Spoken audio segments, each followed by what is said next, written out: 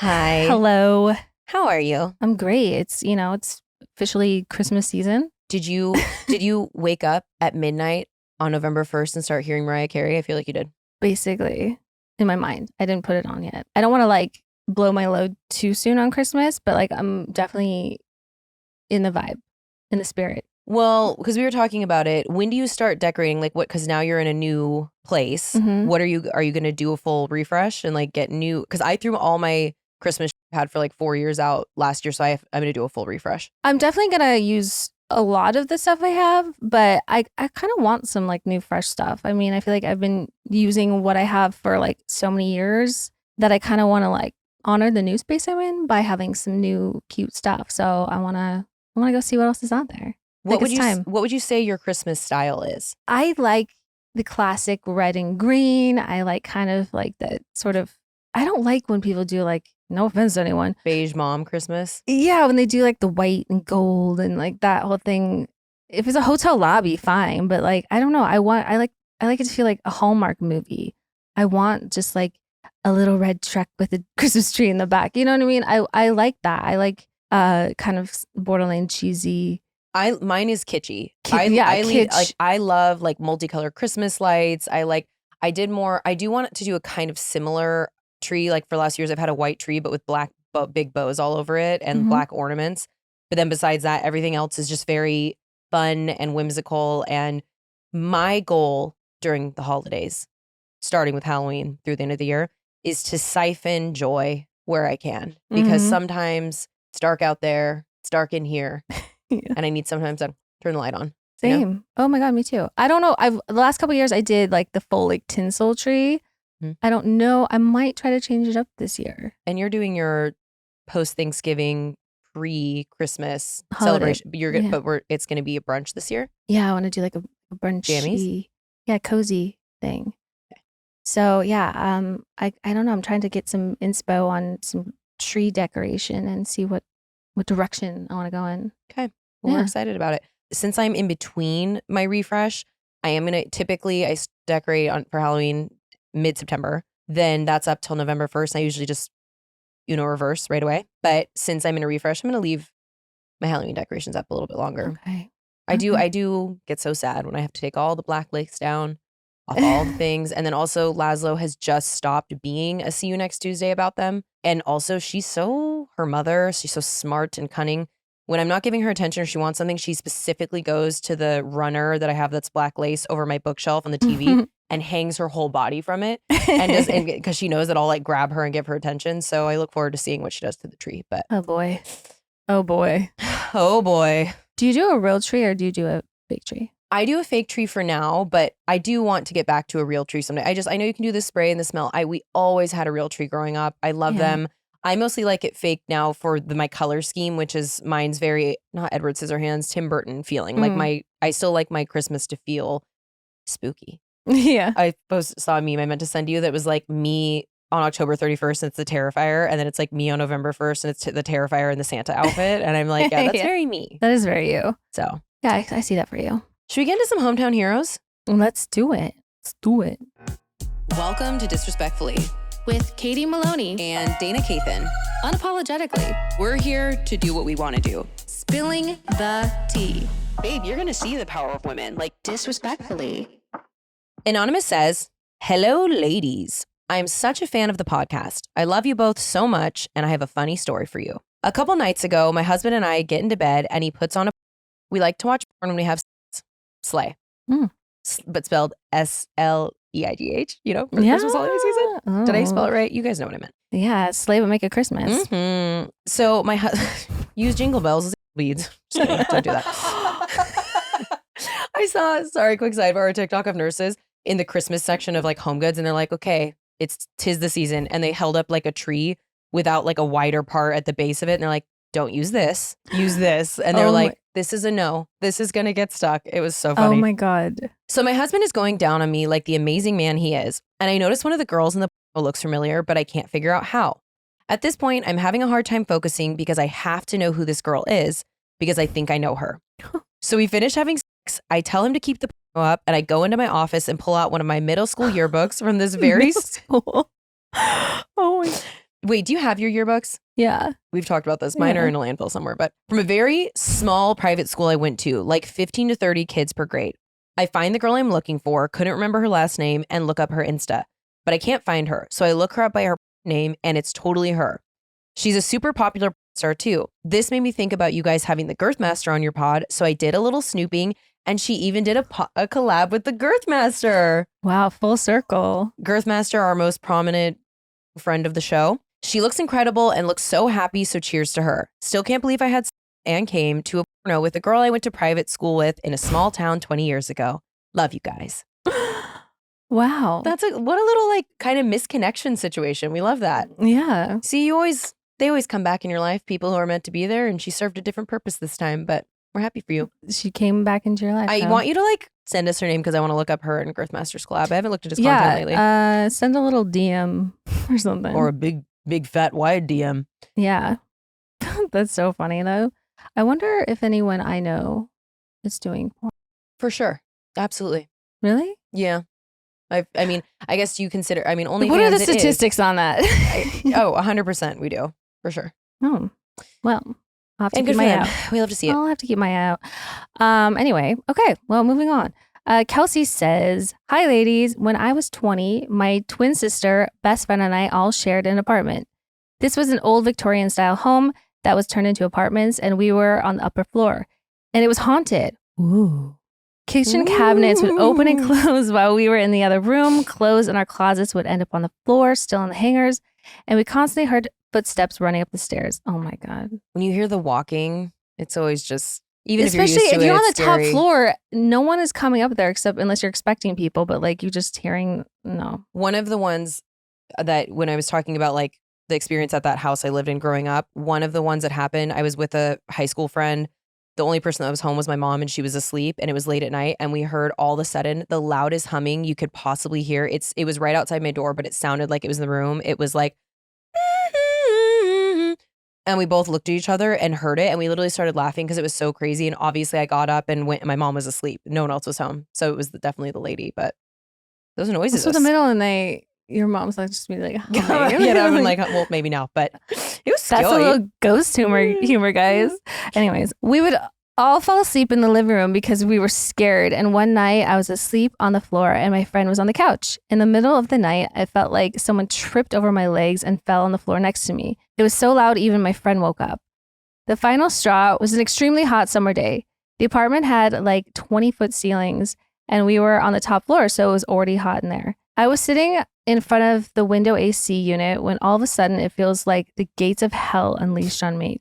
Jesus Christ. He was pouring out of all the air vents in the house at full blast and the thermostat was off. Jesus. We called maintenance and they couldn't figure out how to shut it off without pulling the fuse. He said, "If that turns back on, don't call me," and basically ran out of there. Who am I Ghostbusters? Who am I supposed to call? Isn't this your job? We moved shortly after. I never got evil, sinister vibes from our ghost, but she definitely enjoyed f***ing with us. Love you both. She was trying to burn you alive. She was trying to sweat you out, and also she was just a clumsy, hopeless romantic. I bet she was like the infuriating indie movie like lead, that thinks that you're in love with them. The way she just like tripped over you and I was like, oh, my bad. But yeah, the heat pouring out of it. Great. No, that's not great. I'm glad that you didn't feel as evil or sinister, but I feel like that is the turning point if they're trying to barbecue you. Yeah. If they're trying to like it's a Traeger. Once the your apartment turkey. turns into a conviction oven, shit's about to get evil. It is. Like that. It starts out cute and then it turns a corner very quickly. So I'm glad you got out of there. Yeah. I know we've mentioned this before, but on a scale of 1 to 10, we are absolutely a 10 on gift giving. I would almost say even like 20 out of 10. Like, we're really good at it. So here we are, with another gift rec that we think you might need to get hip to. And that's a true classic. I got true classic for a certain new man in my life. Ooh. And he absolutely loves it. I always find that it's difficult to find premium basics that just fit right online, Yeah. You just never know what you're going to get. But True Classics solves that problem. True Classics premium products are not only affordable, which like slay, but they're the perfect fit. They hug you where you want to be hugged. They give you room where you want to be having room. If you know where you want the room. If you accidentally get a hug there, your day is ruined. Totally. From their best-selling t-shirts, hoodies, and jeans to their fall and winter must-haves like classic long-sleeve Henleys, waffle hoodies, jeans, button-ups, joggers, and more, True Classic is an easy go-to gift for the men in your life. And if you're trying to be active, they've also got great activewear with moisture wicking, quick dry, and odor control features. The men in your life absolutely need this. Shop True Classic's ultra comfortable, perfect fitting essentials and get the perfect gift. And right now you can unlock big savings during their huge holiday sale. So if you're ready to do him a favor and upgrade his closet, head to trueclassic.com/disrespectfully. That's trueclassic.com/disrespectfully. Please, please, please support our show and tell them we sent you. End the year with holiday cheer thanks to True Classic. It's about time we had products that actually focus on things like vaginal health, hormones, menopause, and all that. And that's why I'm excited about O Positive. Yeah, absolutely. I actually started using their URO vaginal probiotic. And I have to say, it's seriously been a game changer. I'm more confident. I feel fresher throughout the day. It's made a huge difference in my life. It's crazy how things like working out, hormones, or even just like regular life can throw off your vaginal health. There's a gust of wind and mine is like sways. Truly, truly. But URO's clinically studied probiotics and prebiotic fibers tackle those issues at the core, like balancing pH, odor, and even discomfort. It's made a huge difference for me. I mean, not to beat a dead horse, but like sometimes I sneeze and I'm like, there goes my pH balance. It's gone. I just know it. Honestly. I feel like it's not just about freshness, but it's also about comfort and confidence too. If you're sexually active, which I hope to be again someday, feel like you're prone to imbalances, which I am, URO is perfect. It's one of the top selling products at Target, and with over 5,000 star reviews, it's clearly working for like so many women. I've been recommending it to everyone. You can pick it up at Target or online. And if you want to take charge of your vaginal health, head to opositive.com/DRF and use code disrespectfully at checkout to get 25% off your first purchase. That's opositiv.com/DRF. And don't forget to use code disrespectfully to score 25% off. Your vagina will thank you later. Today's episode is brought to you by Ollie. Clean, fresh nutrition your dog needs in 5 flavors they'll absolutely flip over. You don't have to be a veterinarian nutritionist to know that feeding your dog real, whole foods with minimal processing is one of the best choices you can make for their health. A perfectly portioned, whole fresh food diet has been proven to extend your pup's life by 2.5 years, which Is we like, need. in dog years, that's like Yeah. a lot of time. I mean, like, who doesn't want more time with their best friend or best friends in my case? Because you got a couple. You got a couple. Well, I have a couple too. You and Laszlo. I have two also. Thanks. With absolutely no harmful fillers, no preservatives, Ollie is made in the U.S. kitchens with ingredients that are carefully sourced from trusted growers and producers from around the world. Because the time between Ollie's gentle cooking and your dog chowing down is minimal, they don't need preservatives to extend the shelf life. It's just very natural. Mm-hmm. With 5 protein first recipes like fresh beef with sweet potatoes, fresh turkey with blueberries, or fresh lamb with cranberries, you might start thinking, dang, my dog eats better than I do, which I definitely think all the time. And that's probably true when it comes to Ollie. Gordo and Butter, they would never eat at 7-Eleven. They're not like you. No. It's different. It's just super simple. Just fill out Ollie's 30-second quiz and they'll create a customized meal plan based on your pup's weight, activity level, and other health info. Get expert recommendations. Ollie crunches the numbers and recommends the right recipes and daily portions for your precious pups based on hundreds of thousands of real dog results. Get your starter box. For any first timers, Ollie will send out your pup's first box with 2 weeks worth of meals and a guide of how to gradually switch them over to their new diet. Customize your plan. Ollie offers 3 meal plans to choose from, so you can choose between a full fresh plan, fresh toppers plan, or a mixed plan with their freshly baked recipes for your special fur baby. They also have treats and supplements. I don't have a dog, but I only want what's best for Butter and Gordo. And I can tell that they love this stuff. Leia and Allison also have dogs who love Ollie. Shout out to Beans and Mozart. Honorary dog friends of the show. Yes. Gordo and Butter love Ollie. Gordo loves the beef and Butter loves the turkey one. Cuties. They used to leave their kibbles sitting in their bowls all day long. You've seen it. Yep. You've seen it there. And now I give them a bowl of Ollie and it's gone in literal seconds. It's me. I eat it. They're probably hungry. Right now, Ollie is offering a fantastic deal to let your pup taste test a personalized meal plan.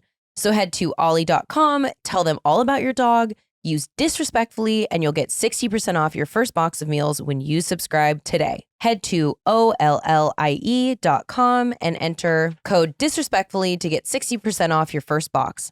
They offer a clean bowl guarantee on their first box, so if you're not completely satisfied, you can get your money back. Again, that's code disrespectfully at ollie.com to get 60% off your first box. Faith says, hey, lovely ladies. First off, love you guys both from the VPR days, and this has easily become my favorite podcast, and I look forward to my drives to work to listen with each drop. I was listening to your Heauxmetown Hero Stories this week, You're a Bad Girl, and heard the story about how this girl broke her boyfriend's. That got me thinking about the same thing happened to me years ago with my boyfriend. Flashback to 2020 when my boyfriend and I had started seeing each other. Us being 19 and 20 at the time, I swear we were like bunnies. One time while experimenting in a new place in his Jeep Wrangler, something felt off at the first slide in. It was dark, so we flashed our flashlights to make sure everything was good. To both of our horrors, there was blood spewing everywhere in this man's Jeep. We were both so freaked out, we grabbed an old Popeye's bag. I hope it wasn't a spicy chicken. Popeye's bag from the floor of his car to catch all that we could of this bloodbath. Jesus. It's also important to note my boyfriend's a type 1 diabetic, and the sight of all the blood caused his sugar to drop. He asked me to drive him back home, but the car was standard and I couldn't drive stick back then. He slowly and shakily made his way back to his house. Low blood sugar, a bloody dick, and me, of course. We weren't officially dating at the time, and I had met his parents maybe a month prior. He had to go wake up his... Oh, no. He had to go wake up his mom and show her what happened, literally going next to her on the side of the bed and saying, Mom, I cut my dick with the dried blood on his hands to prove it. His mom jumped up and came running to check on both of us while he was in the shower cleaning up the mess to investigate what the cut was. 2 months into talking, I had to sit in his family living room with his mother while his dick was out to show a telehealth doctor who finally said it's his banjo who finally said his banjo string ripped. Is that what happened to the other person too? Flash forward 4 years later, and more in love than ever, my boyfriend and I still reminisce on the time I almost circumcised him with my gorilla grip. Love you guys. Keep the great episodes coming. Yeah. So when they're not circumcised, there's like a string that the foreskin. Oh, when they're uncircumcised. Yeah. So it's like there's like this there's like this like little, I don't know what you want to call it. It's a string essentially that is connecting a foreskin to the tip, if you will. But it can be like a really sensitive. It's like the little string when you get a new coat. And there's a slit at the bottom of it. It's like that string that you always forget to cut. Basically, but it can get really sensitive. It can get, And if you're not gentle, it can, all these ripping banjo strings, it's like. Well, at first I thought this was going to be a story of that she was bleeding because like she was on her period or something. But alas. Another broken dick. Ding, ding, ding, ding, ding. Oh my God. Okay. Anyways, thank you, Faith, from Ontario, Canada. Glad you guys are still in love and glad you guys can still laugh at this and you're friends with his mom. It's also so cute that he was so young. He's like, meh. Yeah, because you think like, let's go to a clinic. But, you know, at that age, you're like, Mom, help. My dick. Lord. Okay. Anyways, Mary says, hey, so this is a story from 4 to 5 years ago about my experience with randonauting. I like this story. Okay. I always would record and video our experiences. One day, my boyfriend, now ex, and I went, and the main keywords we put in were blue, and I think happy or positive, something along those lines. It brought us to a random house. We parked in front of the house, and we were confused because nothing on the house was blue. We then turned around and saw a big blue playground on a school property right across the street. Kind of anticlimactic, so we left. Fast forward a couple years later, I was showing my current partner, aka the love of my life, the videos I took, and come to find out the house it brought us to was his childhood home he lived in his whole life. I get chills. Crazy coincidence, just wanted to share. Wild. Wait, that's so like the red string. The red string theory. I love red string theories because a lot of people think like registering is just connecting through like, oh, we have like mutual friends, and like that's a very loose registering, but like this is true registering. No, that's registering. That is insane. Happy or positive, but it was Wasn't. just, it was like, that's some like crazy foreshadowing. That's like, wow, I love that so much, especially because when I think of, and see, this is tempting me with rando nodding, but my keywords will definitely not be blue or positive, but mine will be like the Saw basement. I'll be like, well, gotta go in there and investigate. But I think this is the first one I've heard of these that was just so sweet. yeah. And like cool that she banked that memory and they found it. It sounds like he was like, wait, that's my house, because she was showing the videos. Mm-hmm. Okay. I love that so much. Yeah. Marry him. That's obviously the universe like connecting you and bringing you together. So Wow. meant to be. Like, I think, yeah, that's just when I feel like those are always signs like when you're like kind of like on your right path. Yeah, totally. That's just me. That is amazing. Yeah. Okay, that's such a good one. That's all for the hometowns. I know that like those kind of went fast today, but you know, they were small but mighty. I know. So I guess we should go solve the world's problems. Should we WWDD? We're going to WWDD. Just want to let you know before this particular WWDD, there is a trigger warning of sexual assault. So just want to let y'all know. All right. Anonymous says, hi, Katie and Dana. I know you hear this every time someone writes in, but I love you both so much. And this pod is so special. I love giggling along with you two twice a week. I just want you to know disrespectfully would do in my situation. I've been dating my boyfriend for over 4 years and we lived together for 2. For context, we met in high school, have known each other for almost 10 years, and were good friends before we started dating. He's seriously my best friend, makes me laugh more than anyone, and I know he supports me unconditionally in everything that I'm doing with my life and career. He loves my family and will do anything for my family members at the drop of a hat, especially my mom. I'm wondering what the problem is. My whole family. She's like, he's the best person that has ever lived. My whole family loves him. We even lived with my family for a little bit before we moved into an apartment together. And he makes me feel so comfortable and at ease. Like if I'm ever having a bad day, I know that I will feel 10 times better just by coming home and seeing him. I'm a graduate student and work a lot. So needless to say, I'm always very tired and have long days most of the time. Okay, I have little to no sex drive. So I also have been on birth control pill for almost 10 years. And I also started a mild antidepressant last year for my anxiety. In my younger years, I had a weird relationship with sex. I was raped when I was in high school. And for a long time, sex was how I thought I would get someone to like me or want to be with me. So needless to say, I have a weird relationship with intimacy. This has led to a lot of conversations about me not being in the mood very often and me not initiating sex. I think this makes my boyfriend feel undesired, and I worry about the long-term consequences of that. We do have sex about once a week, and when we do, I enjoy it and always finish, but the issue is I just never or rarely feel the urge to initiate. Is there something wrong with me?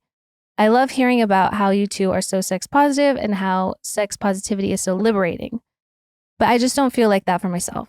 I need to know what would disrespectfully do.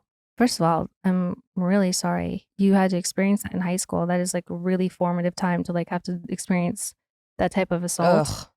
Ugh, horrible. Yeah. We're so sorry. So it's no like surprise that you have an issue with intimacy that definitely will shape your opinions and your relationship with it undoubtedly. So the first thing that I want to address, besides the fact that it goes without saying how sorry we are that you experienced that and deal with what so many women do have to deal with, asking, is there something wrong with me? No, there is literally nothing wrong with you. Every person has their own journey in every part of life, and especially with your sexuality and how you show up with intimacy, and intimacy means different things for different people. So no, there is nothing wrong with you. And I think an important thing before you even take the step of like trying to figure that out with your partner is figuring that out with you, and just keeping in mind that no, absolutely not. Like what happens to us in different ways informs how we show up in other areas of our life. And I also relate to you when you said that you would use sex as a way to create intimacy. So I used to conflate all the time sex with intimacy and sex with love, and very much thought my value was in, like, I'm a really sexual person and I'm obviously very sex positive, but I would lead with that and it would get me into trouble 100% of the time. Like when you make it so that like that you, when that wasn't someone else doing that to me, that was me thinking that that was my value, my only value in a relationship. And it's now looking back on that, I see that much more clearly. I'm really glad that you have the relationship that you have with him and how he shows up with your family. And it Yeah. seems like a very safe space. So the only information we're missing here, like obviously you guys have talked about it, but I think that my biggest advice here would be in terms of, you know, making sure that you come to a place where you know that there is nothing wrong with you is the first step, but then having a conversation with him where it sounds like, and by the way, I would say any long-term couple would say having sex once a week is a very healthy sex life. So like you guys do have sex and you enjoy it, but just because you're not the one initiating it, I don't want that to make him feel rejected. Like the conversation should be, hey, I love you. These have been my experiences. This is not me rejecting you or making you think I don't like our sex life or me not even wanting it. It's just a difficult thing for me. So I might need you to be the champion of that. And it's something that hopefully in time, as you do more work internally and with him, it could change, but also it could be just how you are, which is totally fine. And it's okay that he just needs to know and be very secure in the fact that it isn't about him. Yeah, unless he's expressed to you that it makes him feel undesired, I think maybe that is just like something that you are assuming about him. But I think communication is always key. And it seems like, yeah, he seems so incredibly supportive of you. And you say that you feel 10 times better the minute you see him. So I think, yeah, just already that there is intimacy in your relationship that isn't physical.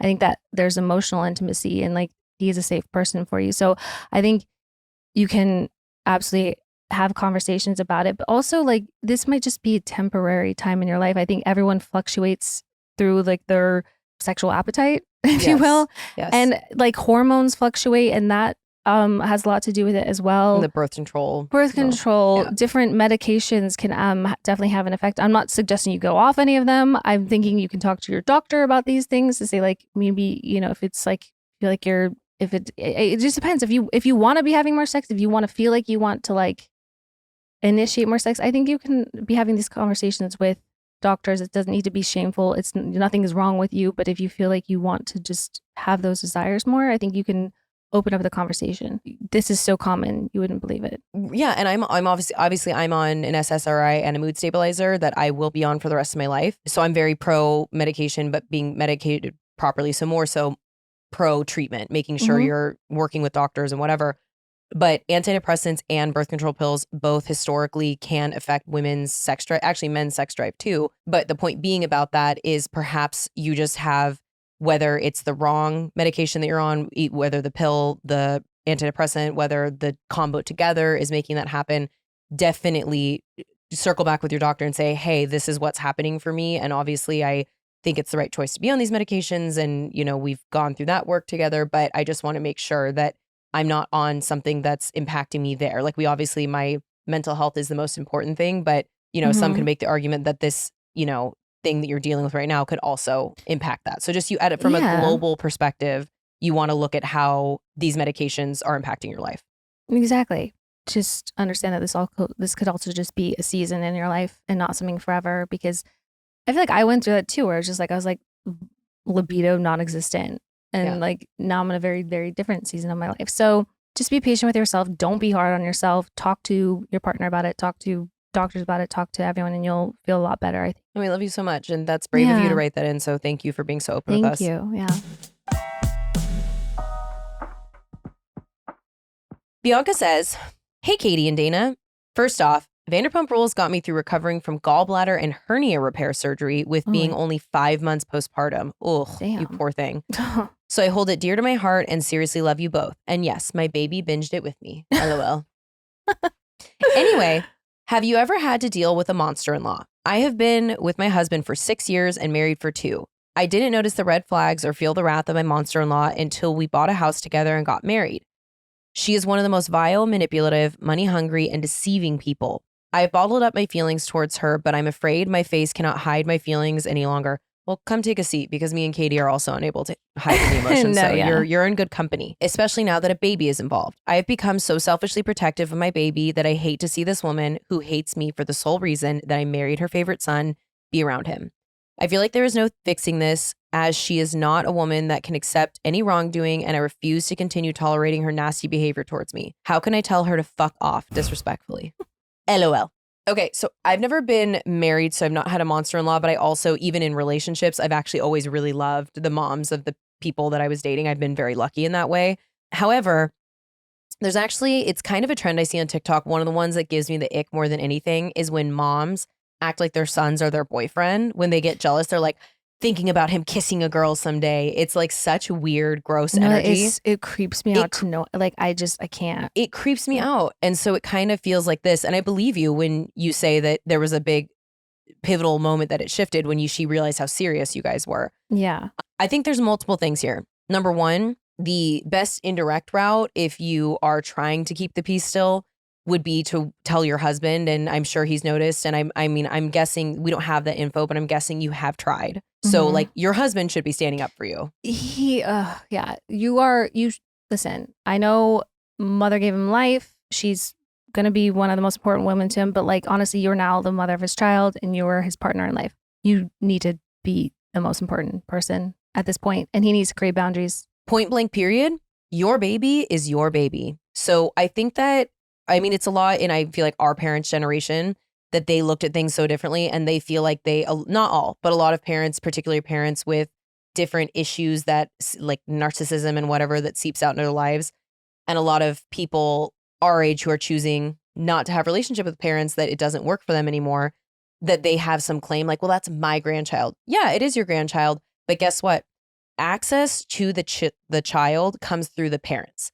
The parents make those decisions. And if it is a person in your life that is creating problems, even if it is the grandmother, you are the gatekeeper to your baby, you and your husband. So that is a hardline boundary right there.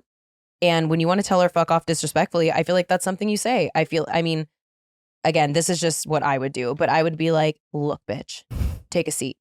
First of all, if you want to see your baby, you're going to have to treat me with a modicum of respect, because I am not allowing someone around my baby who is so toxic, and it's just not going to happen. So either you and I figure these issues out, or you will not be around my child. It's just, that's what it is. And then furthermore, it's weird that you want to suck your son's dick, because that's what it feels like. So you should probably knock that off. I've done nothing but X, Y, and Z, show up in your son's life, give him a child, give him a life. And it's just not working for me anymore. I've tried to bite my tongue to keep things kosher, but unfortunately you've pushed me to this point, and this is where we're at. So questions, comments, concerns, I'll come over and do it if you want. Yeah. I love those kinds of conversations. Shouldn't tell her to choke. Yeah, no, honestly, I don't really have much to add, because that was Get her pretty epic. a Katie Maloney merch shirt that says choke. I don't care. Yeah, coming from such a real honest place with your husband should be the only and necessary thing that needs to happen. Like, he should be able to handle it. But I also know that some dudes are just such bitches when it comes to dealing with that stuff. They don't want to stand up to it. And it's always like when they have like these kind of particular mothers as well. I was fortunate that I didn't have to deal with that with my ex's mother. She was incredible and lovely, and I still love her to this day. But god damn, I hope he can take one for the team, honestly, because like that is just awful, and you shouldn't have to deal with that. But yeah, if it comes down to it, you're going to have to lock in and boss the fuck up. Mm-hmm. I feel like it's going to have to happen. Yeah, no, I think you can do it. Just like revisit some episodes of Vanderpump Rules, and it'll give you put a necklace in kitty litter. Yeah. Throw a drink on someone. Slap them in the face. Do what you need to do. Yeah, do what you got to do. The info's all there. Plenty of examples to choose from. Yeah, exactly. Examples. We'll call them that. Inspo. Yeah. Oof. Hope that helps. Hope this helps. Okay. Julie says, "Hi, ladies. I love the pod and have been a diehard listener from day one.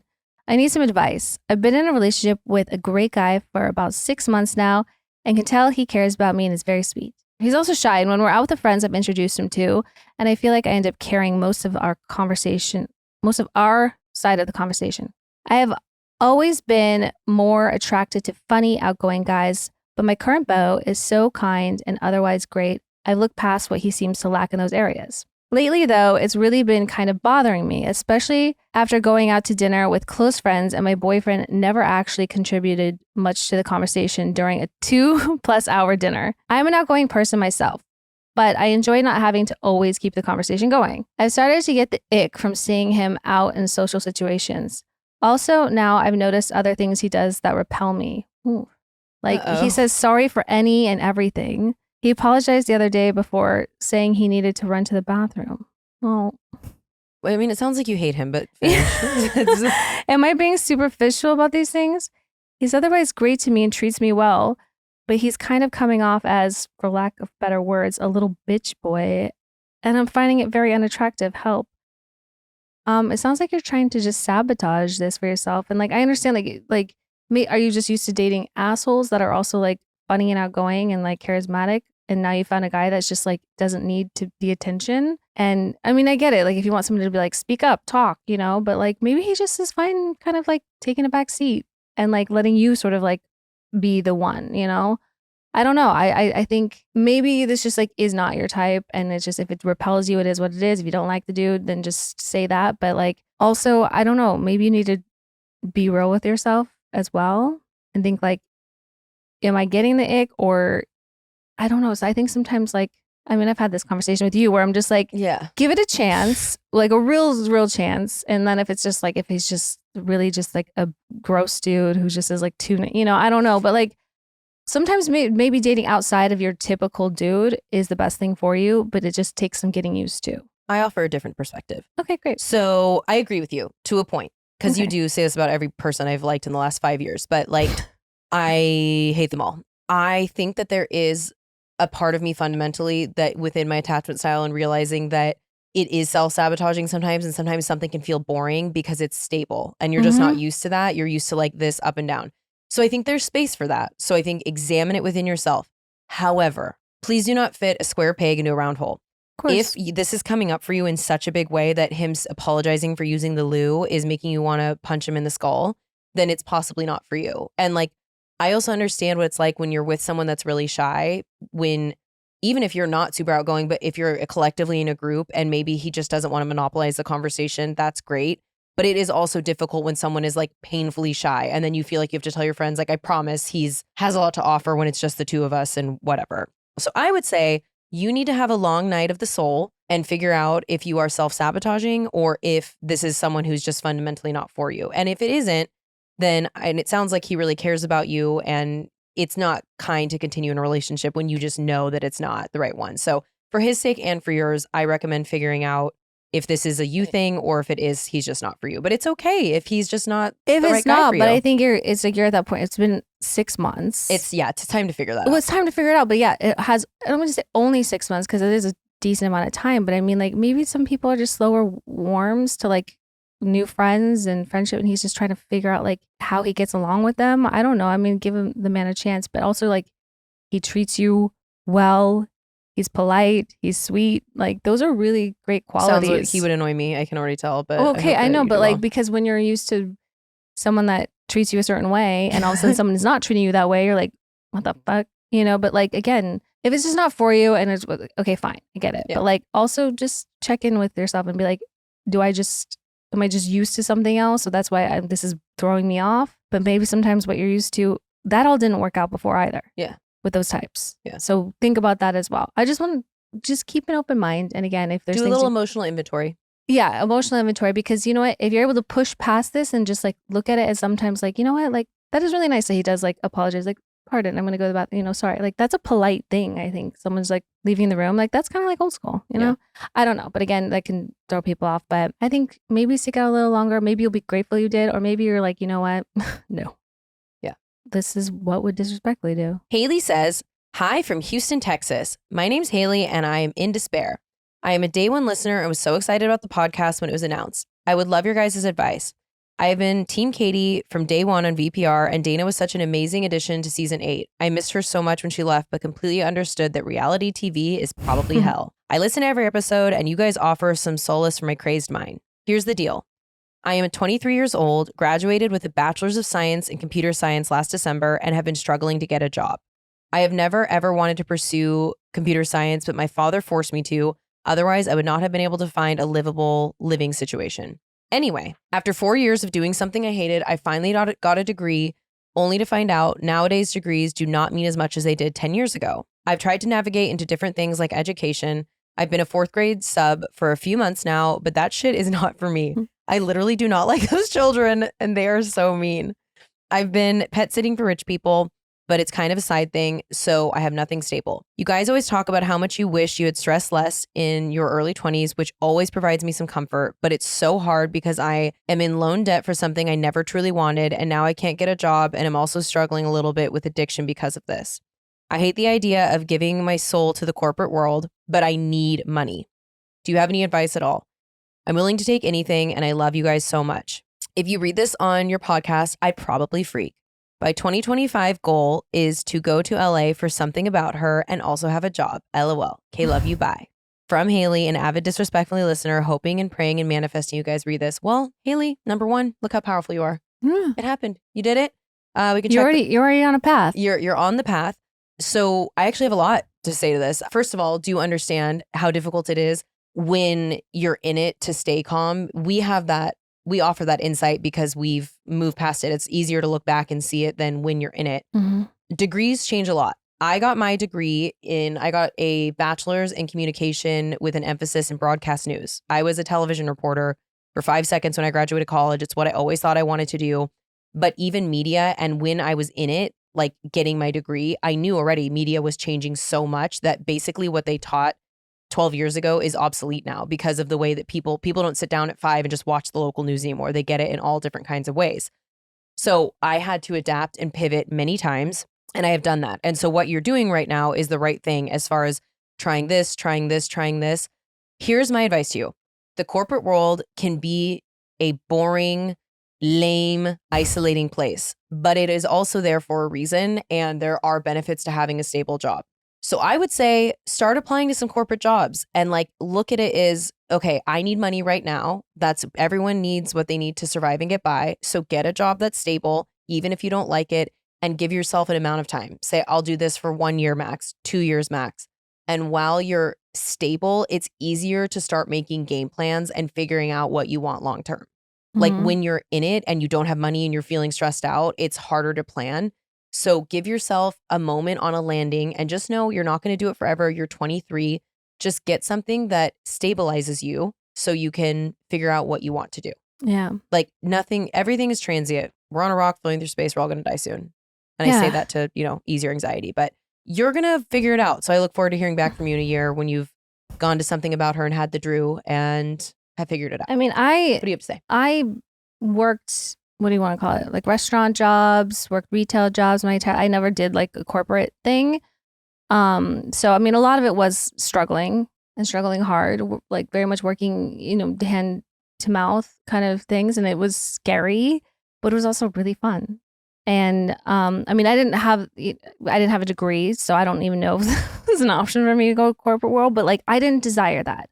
I didn't desire, college. I didn't desire a degree. I didn't want that for myself.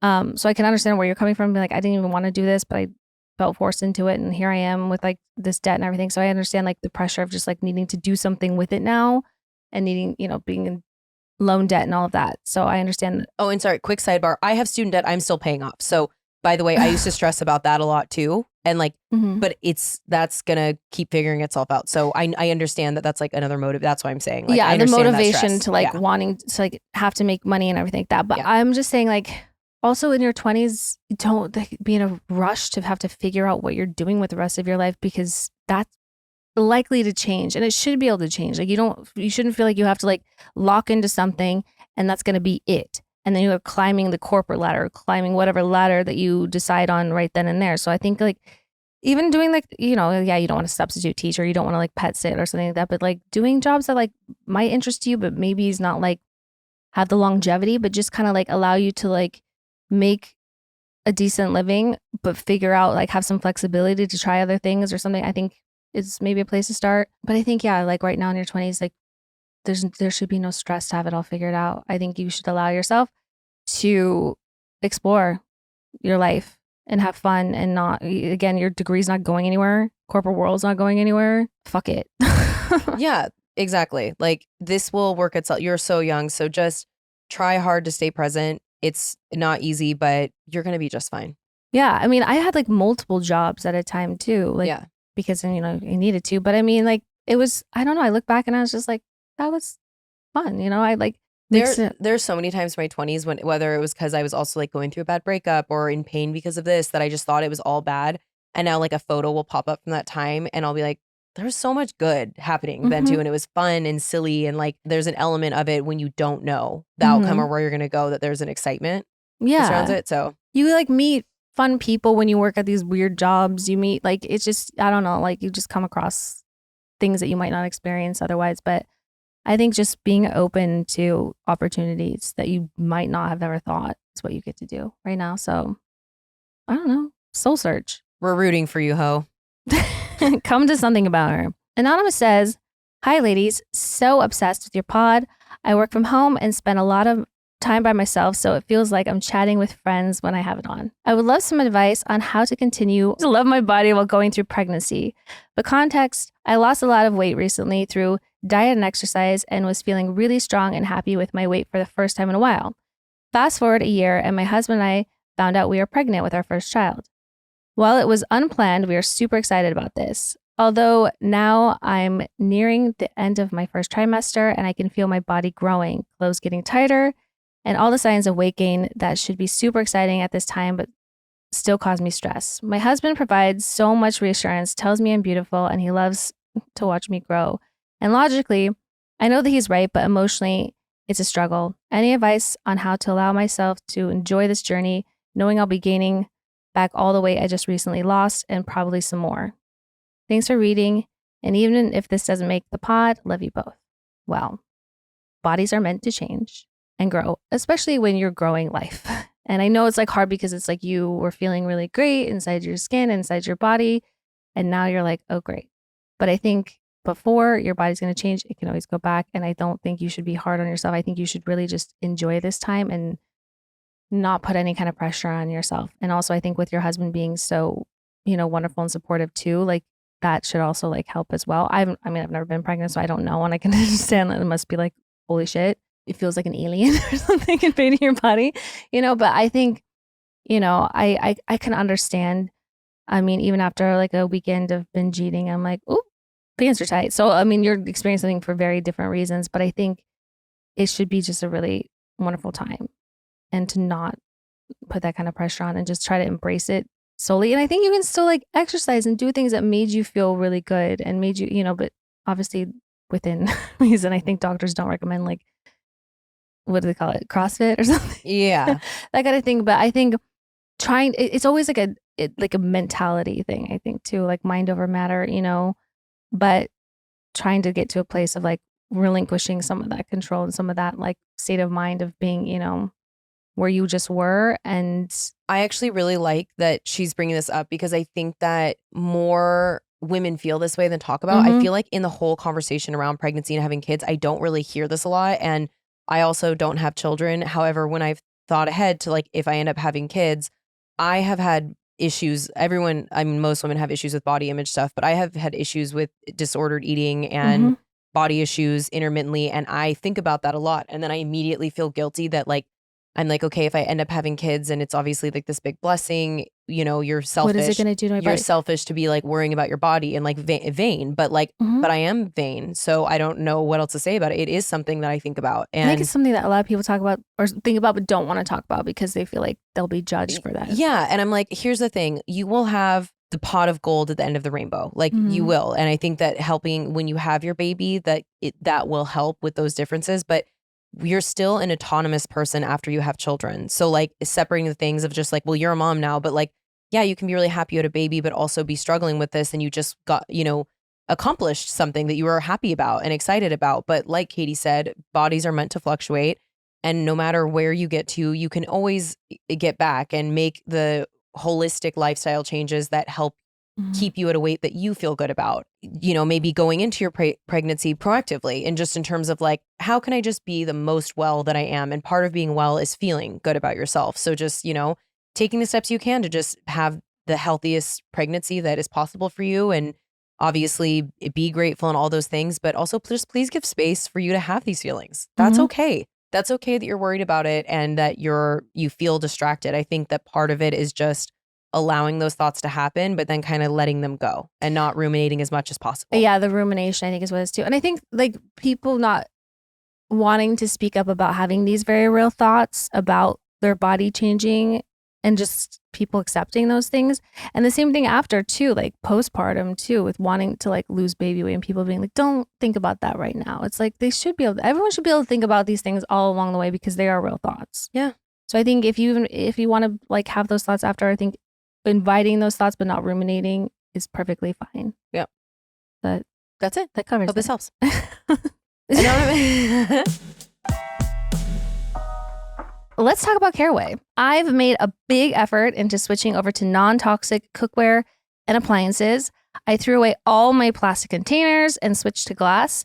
And now I'm throwing away all my old pots and pans and trading them for CARAWAY. Honestly, it's such a game changer for my kitchen. I love knowing that their cookware is non-toxic and free of all those dangerous chemicals. And it just gives me peace of mind while I'm whipping up my meals. Sure does. Whipping them up. Well, we know, we talked about my insides being shellacked from Forever Chemicals, so this has really improved my life. With the holidays coming up, I'm planning on using my CARAWAY set for all the hosting.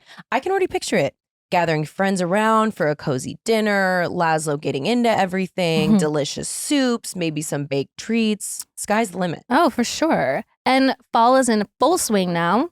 And I've been using my bakeware set to make some sweet treats like pumpkin bread, pumpkin cookies. Everything pumpkin, pretty much. Yeah. It's the perfect way to get into that seasonal spirit without the worry of toxic chemicals leaching into my food. I love that. And let's not forget the Dutch oven. I've been making the coziest stews in mine. We know I'm such a stew enthusiast. Like I'm the mayor of stews. It's become my go-to comfort food. Right? I honestly think it's the best investment for anyone who loves cooking. So many people buy just one pan to test it out, but then they end up regretting it when they realize that they need the whole set. The CARAWAY cookware set comes with everything: a saute pan, fry pan, Dutch oven, and a saucepan, all with lids, a canvas lid holder, and a magnetic pan rack for storage. It's cute. Right? It is cute. You save $150 by getting the set instead of buying each pan individually. Plus, their ceramic coating means you can ditch the chemicals entirely. It's pretty great knowing you can cook healthy meals without worrying about hard to pronounce ingredients leaching into your food. Exactly. Over 65,000 people have rated their CARAWAY kitchen products 5 stars, and it's time for our listeners to try it for themselves. Visit carawayhome.com/disrespectfully to see all of our favorite products and take an additional 10% off your next purchase. This deal is exclusive for our listeners, so please don't miss out because you're our listeners and we love you. Use code disrespectfully at checkout. Visit carawayhome.com/disrespectfully. That's CARAWAY, non-toxic cookware made modern. If you're looking for the perfect place to shop for the men in your life, whether it's your partner, brother, dad, or friend, Huckberry is the ultimate destination. Thank God I have Logan. It's a one-stop men's shop made for stylish, adventurous, and active guys. Huckberry makes it super easy to find the highest quality apparel, footwear, and gear, all curated from some of the coolest emerging and heritage brands around the globe. We all know how tricky it can be to shop for men sometimes, but Huckberry takes the guesswork out of it. They offer handpicked products that any guy would love, whether he's into city life, outdoor adventures, or both. Exactly. Huckberry has it all, from rugged yet refined outerwear to everyday essentials, making it the go-to place for gifts that feel both thoughtful and practical. Be sure to go to huckberry.com/disrespectfully so they know we sent you. You'll find some of our top products there. Remember, Huckberry is your one-stop men's shop for highly curated, top-quality apparel, footwear, content, and gear. They're the only fashion and outdoor retailer that represents the guy who lives and works in the city, but gets out in nature whenever he can. Anonymous says, hey, Dana and Katie.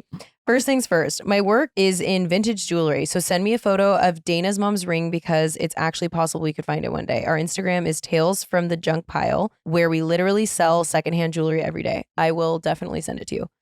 Staying anonymous, though, although these details are oddly specific, but whatever, I don't care. If you could beep out bleep and bleep, I would greatly appreciate it. Warning that this is a bit long.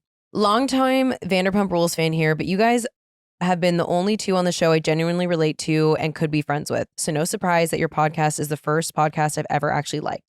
I actually wrote you last year when you were in Bleep. And if you come back, please reach out so that we can have a feral night out at my friends' bars or a fun night at my beautiful apartment. Writing in for a major problem between me and my boyfriend. We've been together for 10 years. We're very much in love, best friends, life partners, and all of our friends quote us as their relationship role model.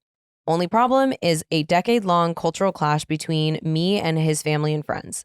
He grew up in a certain Northern European city that Dana, you just visited, and I'm sure loved as a tourist. I lived there for 3 years until 2021 and was, for a lack of a better word, bullied by his friends and family. I could say it was me, but if you speak to any expat there, they would have the same experience. But my larger-than-life attitude is especially incompatible with them. I try and focus on the fact that I'm compatible with my boyfriend and he has never dulled my sparkle, but it took me 3 years in bleep, making a ton of incredible friends and living my life to the fullest potential to finally accept this incompatibility and try to stop reliving past traumas. Anyway, just when I thought the problem was plateauing and calm, I had an argument with his sister. She rejected the invite to my 30th birthday party, stating it was too close, 2 weeks before her wedding. The entitlement of brides is something I find very offensive, and I was so upset for various reasons. I'm not the marrying kind. I won't have a wedding. Ugh, slay. So I told her this birthday was almost like my wedding. Carrie Bradshaw marrying herself, registered at Manolo Blahnik. Girl, we know. That episode is called, or actually, I can't remember what it is now, but I know the one. It's where she shoe shamed me. Yeah. She shoe shamed me, Carrie. I remember that. I also have no siblings and hope both of our celebrations would lead to bonding. Our argument didn't seem that bad to me, but then his family disinvited me from her wedding. It's been 5 months since the wedding and they're trying to move past it, but it feels impossible for me. Both my boyfriend and I are struggling. He's a peacemaker who wants to forget. I'm a fighter who thinks this escalation was unforgivable. What is your advice here? I mean, family dynamics are hard, and I guess I should be giving it a less biased view, but I live in my brain, so I can't. And I'm also a fighter, and like, yes, we want to keep the peace as much as we can, but if you're being mistreated or they're being super hostile and there is some type of incompatibility that's come to an impasse, I know it's difficult to deal with. I think that sometimes, I would say 99% of situations, time can help heal and repairs can be made. But sometimes when someone escalates it to something like that, there's no going back. Like you have to decide for you, like her disinviting you from the wedding, I think was really intense and was a choice that they made.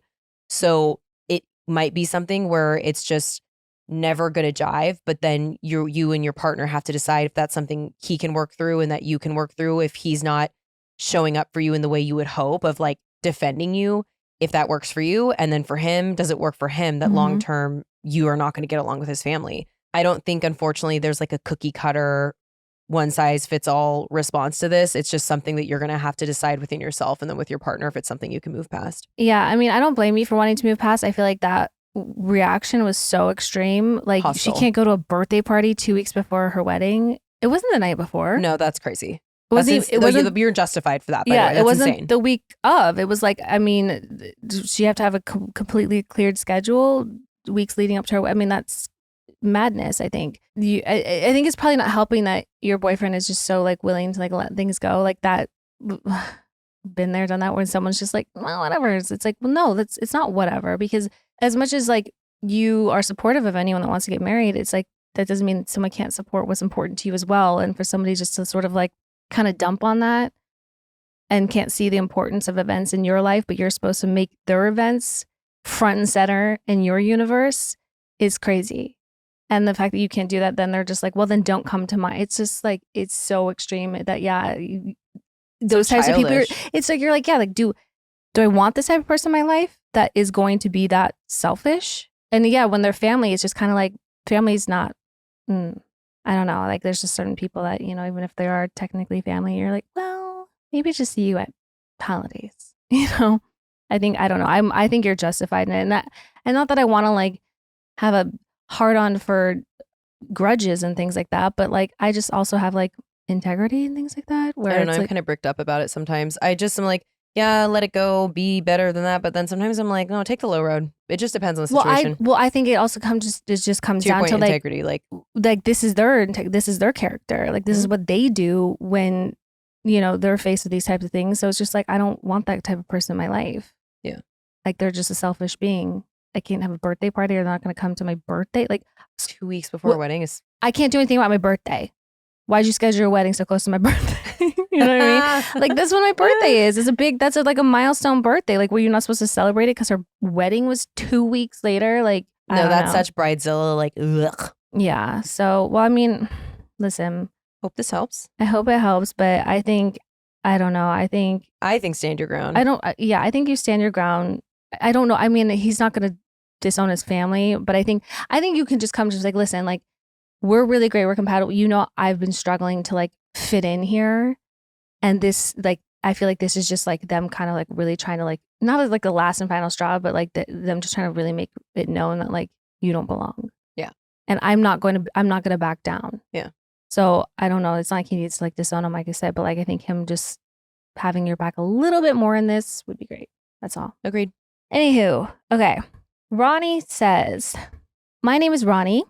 Hello, you bad bitches. Hi. Day one listener and longtime VPR fan. Katie, you were always my favorite. And Dana, when the Mean Girls came for you on VPR, you automatically became one of my faves. Long story short, I had a friend and she lacked emotional maturity, awareness, and boundaries. I'm glad you had a friend. Yeah, had. We love that. Love that tense. We all gave her the benefit of the doubt because at times she did have good intentions. She would constantly make comments like, I hate stretch marks, they're so ugly. And I started to feel insecure because I have very light olive skin with stretch marks on my sides, thighs, etc. This wasn't the only comment, just an example. I started to have the mindset that if she was thinking these things, that she must be body shaming me in her mind. However, I know that is projection of my own insecurities.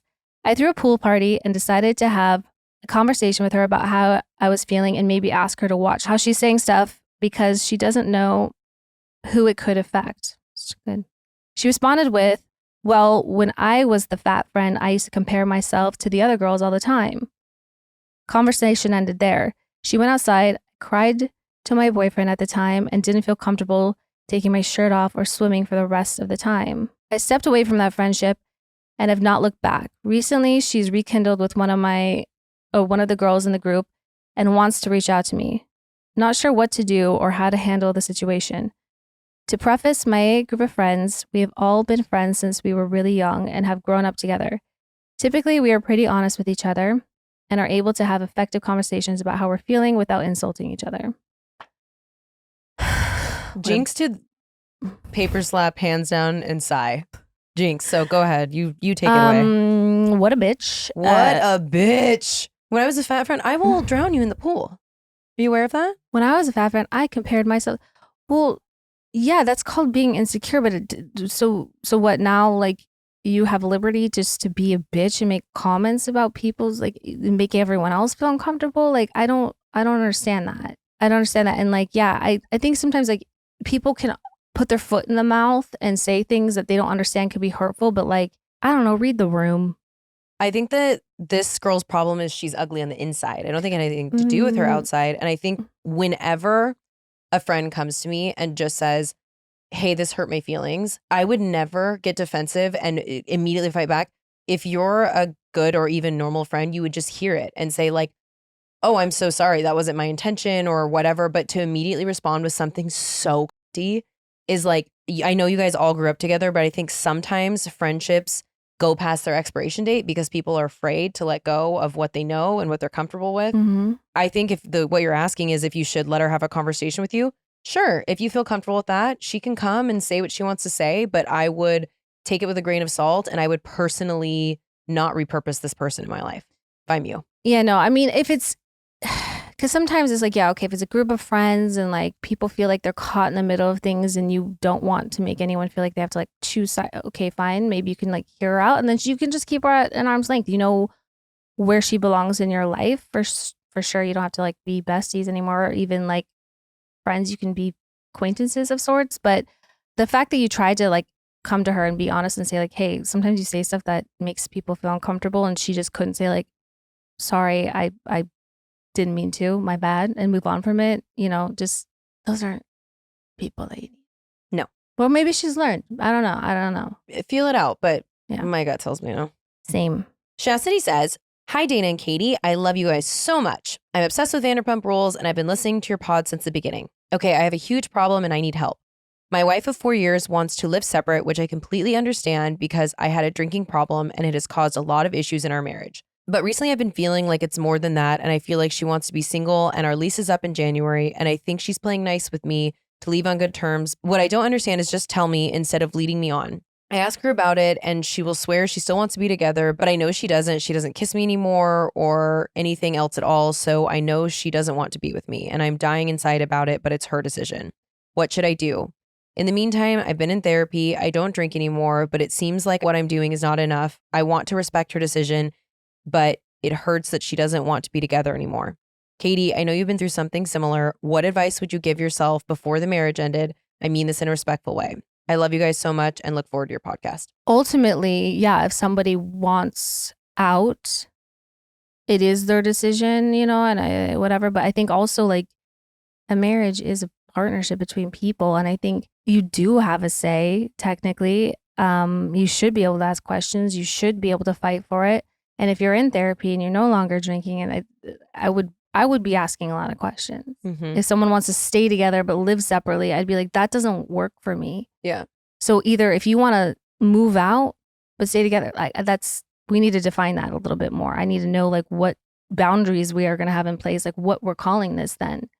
Because her just sort of being a little aloof about it and nonchalant and leaving you kind of hanging out to dry isn't necessarily the move. I know you're recognizing that you maybe contributed to these things, but I think she needs to be a little bit more clear about what her intentions are with this decision and, make suggestions. I don't know. I think obviously I don't know what her mindset is, but maybe this is just like a stopover to divorce, but she needs to say that then. Trial separation is maybe, but again, she's not saying those things and her behavior is more telling than anything. So I think calling them out on it. And if she's saying that she wants to stay together, just be like, okay, fine. You want to live separately, then I suggest we do marriage counseling in that time as well. Like show that you want to stay together, show that it matters to you, show it means something to you. And if they don't, then yeah, she's probably. It feels pretty one-sided right now. So like it seems like you're being punished because you had an issue and you're blaming yourself and also projecting that of like you deserve this and you don't, because there is nothing worse on planet Earth than watching someone leave you in slow motion. When you know what's going on, like your intuition is probably not wrong. So I'd say you do need to find it and then just say like, yeah, it doesn't sound like living separate would work for you. So if that's what she wants, then that's the way to bring that out of her, that it is in fact more than just living separately, but a real separation.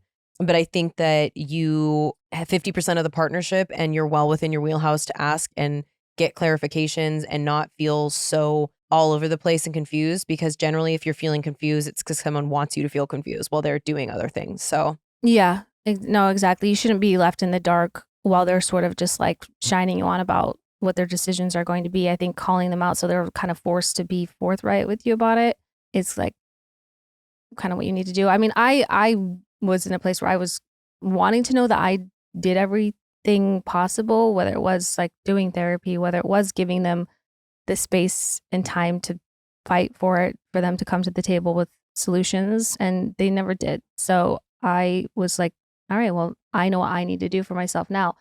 But again, it wasn't just all my decision. Like if he really wanted to come through the door in a big way, he absolutely could have. Yeah. So I think you absolutely can as well. And I think you need to have your part in this. And then, yeah. Good luck to you. I know. It's hard. We're going to be proud of you for quitting drinking and proud of you for being in therapy. Yeah. And please, I'm sure you are, but do those things for yourself and continue that for yourself. Don't look at it as a way that you're going to get this person back in their life and whatever. You don't owe them any steps to want to love you. That's what you need to do for you. And then hopefully they're able to be on that ride with you. And if they're not, there are worse things in life than being alone. I promise you. Oh my God. Yeah, absolutely. There's being with the wrong person. Never again. Mm-hmm. All right. Well, that'll do her. That'll do, pig. That'll do. That's what's that movie? Babe? It's Babe, Big Pig in the City. That'll do, pig. That'll do. All right then. Okay. Well, anyway, okay, love you. Bye. Love you. Bye.